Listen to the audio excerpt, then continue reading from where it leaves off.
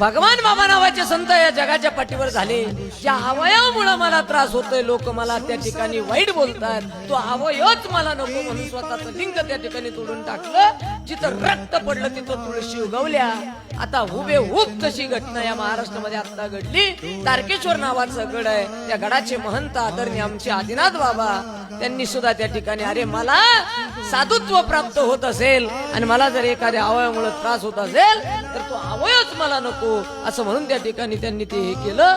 परंतु एक गोष्ट लक्षात ठेवा, संताची कृपा फार मोठी आहे. देव ज्यांच्यावर कृपा करतो ना, देव तारी त्याला कोण मारी. अरे 2 तासामध्ये बाबा त्या ठिकाणी संपूर्ण भाविक भक्तांना बोलायला लागले.